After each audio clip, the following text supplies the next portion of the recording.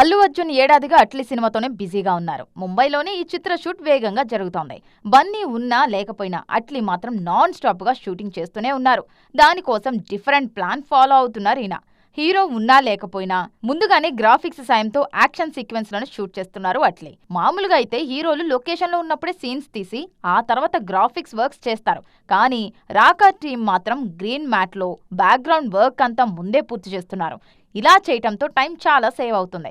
Hero వచ్చినప్పుడు closeup shots, emotions, dialogues తో scenes తీసి ముందే సిద్ధం చేసుకున్న గ్రాఫిక్స్ సీన్స్ లోకి ఈ విజువల్స్ సింక్ చేస్తారు. ఇలా చేయడం వల్ల పోస్ట్ ప్రొడక్షన్ టెన్షన్ తగ్గుతుంది. హాలీవుడ్ లో చాలా వరకు ఈ ఫార్మాట్ నే ఫాలో అవుతుంటారు. పైగా రాకా కోసం హాలీవుడ్ విఎఫ్ఎక్స్ కంపెనీలే పనిచేస్తున్నారు. అట్లీ రూట్ ఇలా ఉంటే సందీప్ వంగ మరో దారిలో వెళ్తున్నారు. ఈయన షూట్ మొదలవ్వక ముందే రీ రికార్డింగ్ అంతా పూర్తి చేశారు. అర్జున్ రెడ్డి యానిమల్ కు ఇదే చేశారు. స్పిరిట్ కు ఇదే చేస్తున్నారు. ముందే ఆర్ఆర్ అయిపోతే పోస్ట్ ప్రొడక్షన్ లో చాలా టైం మిగులుతుంది.